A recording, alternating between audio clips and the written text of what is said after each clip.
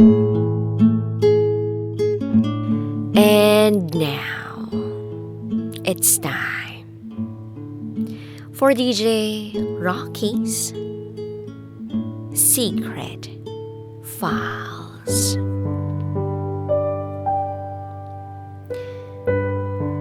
Imbes na Senomar ang aayusin, ay naging death certificate. Hi DJ Rocky. Itago mo ko sa pangalang Mel. At ito, ang aking secret file. Once upon a time in a faraway land, there was a girl named Mel who was searching for a job. And her boyfriend told her that she must try to apply in a company na malapit lang sa kanya. So the girl tried and she got hired. That girl was me. Bago ako pumasok sa company na pinagtatrabahuan ko ngayon, masaya kami ng boyfriend ko. Kahit na LDR kami. Halos once a month nga lang kami magkita in person. Pero kontento na ako doon sa setup namin. Kasi busy ako. At alam kong busy rin siya. And we are doing our best for our families. And for our future. Kaya lang, nung almost 1 year na ako sa company, and then COVID-19 happened, halos hindi na ako makauwi. At hindi na kami nagkikita. So puro video calls lang.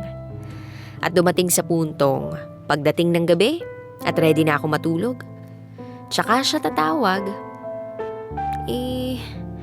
Sa sobrang pagod ko at stress, nawawalan na ako ng ganang kausapin pa siya. Kaya nami-misinterpret niya ako. Galit daw ako every time nakausap ko siya. Pero hindi naman. And dumating na rin sa puntong, puro ganun ang nangyayari sa amin. Walang growth at maayos na communication. That's why we decided to end our 4 years relationship. Okay na rin naman kami ngayon. We're friends with so much memories. So after our breakup, parang pinag-iisipan niya kung papasok na siya sa seminary. Kung ipupursu na ba niya yung pagiging pare. Ako naman masaya sa desisyon niyang yun. Na siguro nga, hindi kami para sa isa't isa. Kasi nakalaan siya to serve Jesus. So after ng relationship ko sa kanya, ilang buwan, nakilala ko yung super opposite niya. Kasama ko siya sa company na pinagtatrabahuan ko. Yung ex ko kasi family-oriented, religious, sobrang bait. Kita nyo naman, diba, magpapari nga. So, yung nakilala ko, broken family sila. May mga tattoo siya. Then, naisip ko, total opposite talaga. Pero nung nakilala ko siya ng lubusan at nalaman ko ang kwento ng buhay nila, nag-iba yung tingin ko sa kanya. Hinangaan ko siya dahil sa tatag niya sa buhay. At dahil doon, na-inlove ako sa kanya. May mga company na may rules na bawal makipagrelasyon sa katrabaho. At isa na ron yung company namin. Pag nalaman nila na may relationship kami, yung isa sa amin, matatransfer sa ibang location. Kaya sobrang nag-iingat kami na hindi nila mahalata. Yung relationship namin, walang label or MU pa lang. 1 year na. Pero sa loob ng 1 year na yun, sobrang saya namin. And then, ayun nga, nalaman nila na may pasikreto kaming relasyon, kaya nalipat ako ng location. At dahil magkalayo kami, napag-isipan namin na every 2 months, tsaka na lang kami magkita para makauwi din naman ako sa family ko. At para na rin, mamiss namin lalo yung isa't isa. So ayun, January, I spent my day off sa lugar nila. Sumunod April, pinaka-favorite part ko ng relationship namin ay yung dumalaw ako sa kanila. Birthday ko yun. Then na-surprise ako kasi ipinaghanda ako ng family niya. Tapos may teddy bear pang gift. Second ay yung every time na bibisita ako sa kanila, sinusundo niya ako kasama ang papa niya. Tapos feeling ko, ako ang prinsesa sa pamilya nila. At Reyna naman yung mama niya. Third is nung April. Summer, nag-out of town kami kasama ang family niya. Sinama nila ako sa beach outing. Na-feel ko na sobrang blessed ko to have them. Especially yung family niya. Sobrang gustong-gusto ako para sa kanya. Kasi nakita nila yung pagbabago ni Jan nung nakilala niya ako. He turns out to be a better man. And I can agree with that. So after nung outing, nasa bahay na kami. Then, kinabukasan pagkagising, I decided na sagutin na siya. Nabigyan na ng label yung relationship namin. Na sobrang deserve naman niya. So yun, pagkagising niya, sinurprise ko siya ng isang video clip. Nandun yung photos namin together. Tapos bandang dulo ng video, yung part na sinasagot ko na siya. Sobrang happy niya ng mga oras na yun. Parang magpapa-fiesta raw siya sa buong barangay nila dahil finally, kami na raw. Mag-boyfriend na kami. Mag-girlfriend kumbaga. Next na yung kasal. Although, ayun, may mga plano naman na kami para doon. And that moment, nagpray lang ako kay Lord na i-guide niya yung relationship namin. Natapos ang day off, balik na naman sa trabaho. So, July na uli kami magkikita. Pero nung May, halos sabay lang din kami nag-day off. Pero umuwi ako sa family ko. Siya rin, sa family niya. Kailangan kasi ako sa bahay kasi na-opera yung mama ko. Then 2 days, nung nasa bahay ako, 2 days na lang nung nasa bahay ako, nang biglang nag-chat siya, napuntahan ko raw siya kasi namimiss niya ako. Ang tagal daw kasi ng July bago kami magkasama na naman. Gustuhin ko man, hindi ko magawa kasi unang-una, hindi ko alam kung paano ko ipapaalam sa parents ko na may boyfriend na uli ako. Kaya hindi ako tumuloy. Nung sumunod na araw, nagkaroon ako ng chance para sabihin kay mama na may boyfriend na ako uli. Pero hindi nila gusto kasi, ayun nga, ganun yung estado niya, broken family, hindi nakapagtapos. And I feel so sorry kasi na-judge na siya ng family ko before pa sila magkakilala. Kahit na against yung family ko, ipinagpatuloy ko pa rin yung pakikipagrelasyon ko kay Jan kasi mahal ko siya eh. Siya yung happiness ko. Sa kanya ko naramdaman na may halaga ako. Siya yung best friend, boyfriend, and yung future husband na gusto kong makasama for life. May 6, hapon, bumalik na ako sa trabaho. Then nung gabi, kachat ko siya. Beb, nagiinom at kwentuhan kami ng pinsan ko. Ipinagmamalaki kita dito, Beb. Sabi ko na maganda ka, mabait, na worth it maging asawa. Nung nabasa ko yun, kinilig ako. Syempre, sino ba namang hindi kikiligin sa ganun? Proud sa'yo yung partner mo. After nun, nakatulog na kami pareho. May 7. Late na, wala pang good morning chat. Ayun pala, naaya siya ng mga kaibigan niya mag-swimming. Kasi, birthday daw ng isa sa kaibigan nila. Wala naman akong magagawa kundi pumayag na lang din. Lunch break, kumain na ako at kachat ko siya.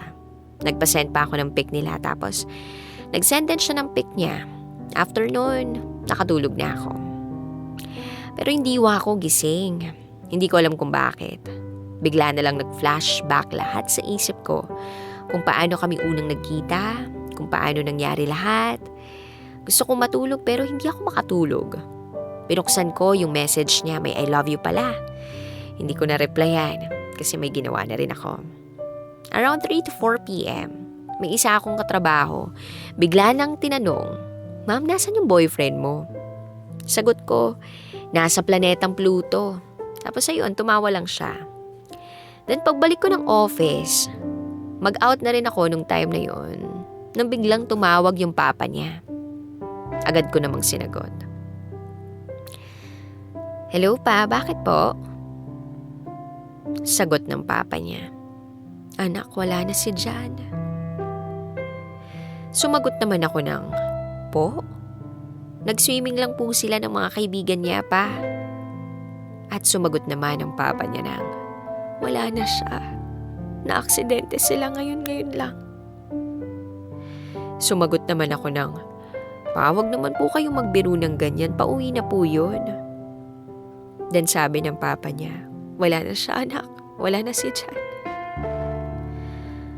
After kong marinig yun, shock na shock ako. Iyak ako ng iyak, then nag-breakdown na ako. Wala na akong pakialam sa mga nakakakita sa akin ng mga oras na yun. Kino-comfort nila ako pero wala, ayoko. Tinawagan ko si Jan, walang sumasagot. Tinawagan ko si mama niya, hindi rin sumasagot. Tinawagan ko yung kapatid niya, sabi mamaya na raw ako tumawag. Tinawagan ko si Tito. Ayun, shock pa rin ako. Pagkatapos noon, mabilis akong nag-ayos ng mga gamit ko at nagpahatid sa service papunta kung nasaan siya. Habang nasa daan kami, nakatingin lang ako sa kalangitan. Ang ganda pa ng sunset pero sobrang lungkot. Habang umaagos yung mga luha ko sa mukha ko, kinakausap ko si Lord nung time na yun. Na bakit? Bakit nangyari yung ganun? Bakit siya pa? Tinanong ko rin kung anong purpose bakit nangyari. Pero sige, sabi ko sa sarili ko, alam ko may plano ka, Lord. Kaya hinayaan mong mangyari to. Magtitiwala ako sa'yo. Lagpas 7 p.m. na nang dumating kami sa funeral home kung saan siya nakahiga at inaayos. Hindi ako makababa ng sasakyan. Hindi ko kayang makita siya. Natatakot ako. Ayokong makita siya sa ganung klaseng kalagayan. Habang kinukondisyon ko yung sarili ko sa loob ng sasakyan, nilapitan ako ng mama at tito niya. Niyakap ako ni mama. May mga bahid ng dugo yung damit niya dahil sa pagkakayakap niya kay Jan. Bumaba na ako ng sasakyan at pumunta kung nasan siya. Hindi ko kayang lapitan siya. Kaya tinanaw ko na lang siya mula sa pintuan. Gusto kong mag-breakdown pero pinipigilan ko lang. Umupo muna kami saglit at pumili ng damit na isusuot niya. Ako na yung pinapili ni mama ng damit niya. Pinili ko yung barong Tagalog. Na-imagine ko, ikakasal kami na Filipiniana yung theme. Kaya yun yung pinili ko. Gabi na rin nun, di pa kami kumakain. Nag-aya ng kumain si mama. Sumama na rin ako, kahit wala akong ganang kumain. Doon kami kumain sa kainan na pinuntahan nila 2 days before mangyari yung aksidente. Nag-chat pa siya sa akin noon. Sabi niya, "Babe, kain tayo dito. Pagpunta mo dito sa amin. Masasarap yung pagkain dito." Sabi ko, "Sige babe, basta libre mo ha." Naalala ko yun habang kumakain kami. Siguro nagtataka yung mga tao doon kung bakit sobrang haggard at mugto yung mga mata namin na kumakain doon. After kumain, bumalik na rin kami agad sa funeral home. Inantay siyang matapos ayusan. Then inuwi namin siya sa bahay ng 1:30 a.m. Wala pang kuryente at madilim. Sobrang nakakataba ng puso. Ang daming naghihintay sa kanyang pag-uwi. Kita ko lahat ng tao nasa gilid ng daan. Pagpasok sa bahay, pumasok din yung ibang tao, nagbigay ng pakikiramay. Sumunod ng mga araw, ang daming nakikiramay. Hanggang sa na-meet ko rin yung 2 ex-girlfriend niya. Yung favorite jacket niya na gamit niya pa nung araw ng aksidente niya. Yun yung lagi kong yakap-yakap pag natutulog ako. Pagkatapos kong magbantay sa kanya. Na kahit sa amoy na lang ng jacket niya, ako umaasa na siya yung katabi ko. Every time na pumupunta ako sa kanila, siya yung nagtitimpla ng kape ko sa umaga. Ngayon, siya naman yung pinagtitimpla ko. Kahit na pagising ko, iiyak na lang ako agad kasi alam ko paglabas ko ng kwarto, makikita ko siya na walang malay. Pero kahit ganun, binabati ko pa rin siya ng good morning and I love you. Sabay pagtitimpla ng kape. Sa gabi, ganun din. Bago matulog, kakausapin ko muna siya. Tititigan at pagtitimpla uli ng kape. Mahilig kasi sa kape yun. Kahit bago matulog, nagkakape. Pampatulog daw niya. At habang lumilipas yung mga araw na kasama pa namin siya, nakikita ko na sobrang dami pala niyang mga kaibigan. Ang daming nagmamahal sa kanya. Nung last day niya, dumating yung parents ko para makiramay. First time sana nilang makita siya ng personal. Sayang.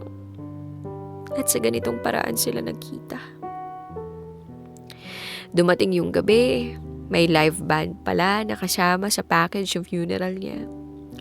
May video presentation din kaming pinalabas as a tribute para sa kanya. Sa gabi rin na yun, nakasama ko yung mga pinsan niya from North. Kwentuhan. May konting inom din. At hindi rin nila matanggap yung nangyari kay Jan. Akala raw nila, kasal namin yung uuwian nila.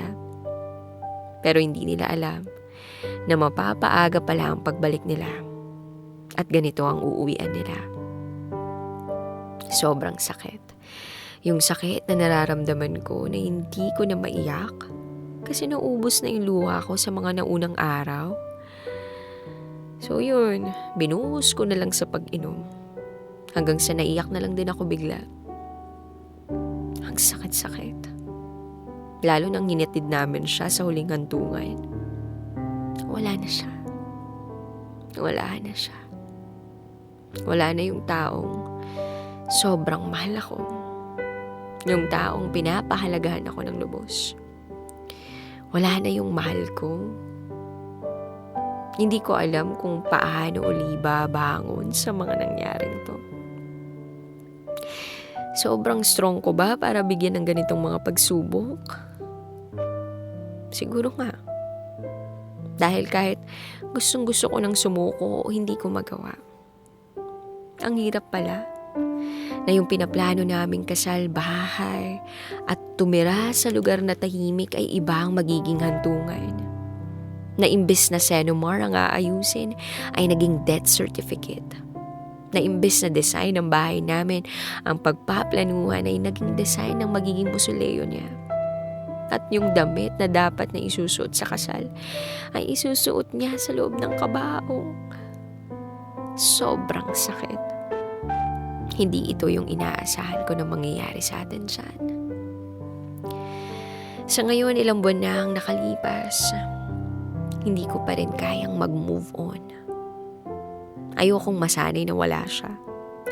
Palagi ko pa rin siyang sinasama sa mga prayers ko. Dahil pakiramdam ko, andyan lang siya lagi sa tabi ko. Thank you sa mga butterflies na laging nakasunod sa akin. Alam ko na siya yun eh. Salamat din sa pamilya niya na sobrang mahal na mahal din ako. At tinuring ako na tunay na anak. Aalagaan at patuloy ko pa rin silang mamahalin.